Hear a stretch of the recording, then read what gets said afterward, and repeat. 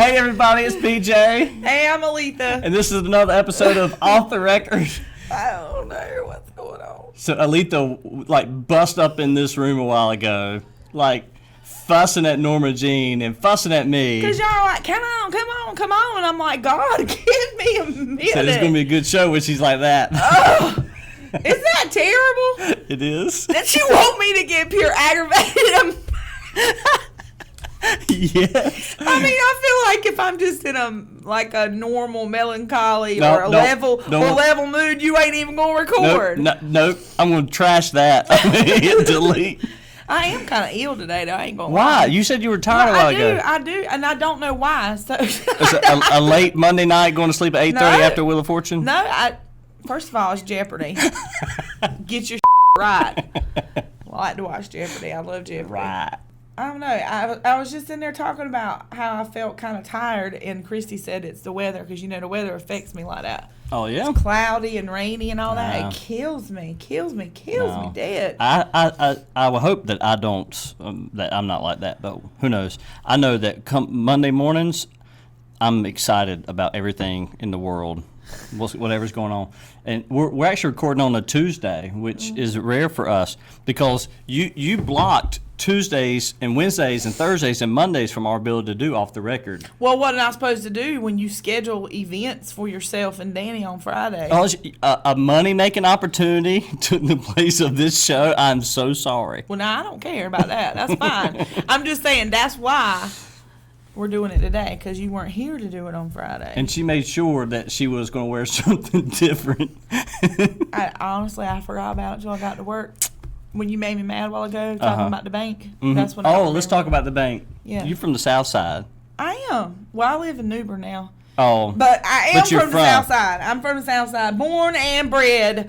But you act like somebody was talking about the bank in Deep Run, and so he's like, You mean the only bank in Deep Run? I couldn't remember the name. I was like, there's only one. But you say it like I came in there and told you. You only made me one right bank. mad. Because you made me right mad. Because you say stuff like that. Like you live in the metropolitan area of Charlotte. I'm a city slicker. And you're from freaking Kinston, North Carolina, less than 15 miles from the very bank of which you were speaking. There's 15 different banks in Kinston. In Deep Run, there's only one. Oh, come on. This is Off the Record. Go ahead. Come on, let's hear it. What is it that's on your mind? I ain't gonna say it. I was just gonna say, you said there's 15 banks in Kinston. Anyway, that's not the point. The point is, you act like you live in some grand metropolitan when you say things like that. Or, I got to go all the way down there. Or there's only one bank in Deep Run. Like you're this big time city guy. You live in Kinston, North Carolina, BJ. Big fish, small pond.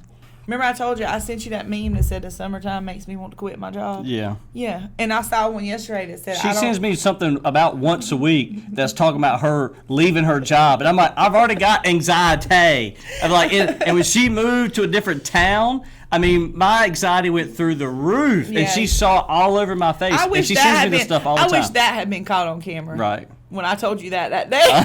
Because, I mean, there wasn't no, I know you've been working toward this. I'm so happy for you. It was like sheer panic came over your face. And I was like, I ain't going anywhere. Right, that's what she says now. She still says it. But. Yeah, I do. I don't have any plans to do that. Not at all. But, I mean, I got bills to pay. I got to work. That's right. I do too. But, I mean, I like where I work. So, as long as you play your cards right. It is so hard. How many ladies do we have working here? Too many. Although we're about to lose 3. From your perspective, they don't bother me. I'm fine with it.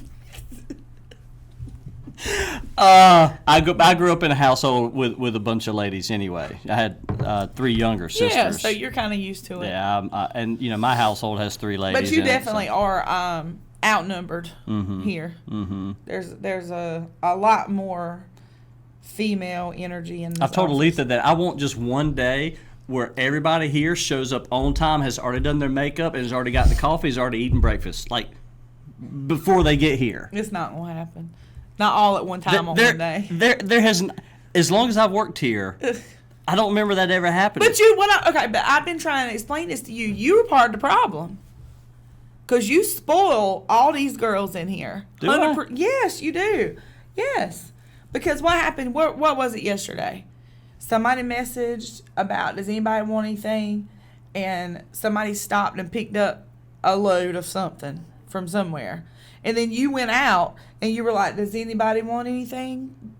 And you asked them again, and they did a whole nother second round. A second round of food and coffee. And I was like, oh, my God. Like, didn't y'all just eat? Now, that mess was funny last week, though. So, BJ says, I'm going to Chick-fil-A. Was it Chick-fil-A? Or Bojangles? It was Bojangles. Going to Bojangles. Would anybody like anything? And y'all got to understand, when I get up to I'm the guy, when I get to the drive-through window, if I don't have the order in my hand, I'm done. And I'm telling you, I'm not going to remember anything. This is some eating girls around here. These girls eat all the time. Mm-hmm. And when he was like, would anyone like anything? The message that came through was like I told him the other day, it was like Thanksgiving dinner. It was like they wanted all the things. They did. I mean, it took pure 2 trips from the car to get all the food in here. It did. And then when I got here, got all the food and everybody, all the drinks and everything settled, someone said, well, where's my bowberry? And I went, it wasn't on the list. It wasn't on the list. It wasn't on the list. But you do spoil them doing stuff like that. So you are partly to blame for the environment that you work in, BJ Murphy. I know. So what else is going on? We've had a very eventful last couple of weeks here. Yeah, it has. It's been busy. Mm-hmm. It has been an awful lot going on. The news side and our social media, digital marketing side, we're working on some websites, but we've had a lot of news lately. In fact, tough news with the plane crash here this past week. Very sad, very tragic. Yeah, it was. Then we had the city council. All that with the city council. And then we had another tragedy down on the south side with that 9-month-old baby that drowned in a bathtub. Terrible things to report. It's always hard to do and read things like that. It is, and part of the challenge being in the news business is you need to communicate what's happening so that the rest of the community. Because what happens is people start sending us messages. Hey, did you hear about this? Right. Did you hear about? Which means when we start getting messages about something, that means people are talking at the water coolers. Yeah. And so as a news entity, we have some type of a duty to go out and report on that. Accurate. Yeah, because respectfully. Yeah, because otherwise, if we just leave it up to the social media channels, you got to hope that people see an official press release, and that all the time doesn't necessarily happen. Yeah. So it has been a big news week with, like you said, between the city council and a few tragic things that have happened around town. It's tough. That's tough. I hate that part of it. I really, truly do. And because of that, I've actually gone live a lot more lately myself, both on News and on my personal page, which is kind of fun. Because I enjoy the interaction and what's going on. We had a city council member basically say that News is an insurgency. He said literally the News insurgency. And he said it in the context of the idea that we reported on what the city council said and did at their own meeting.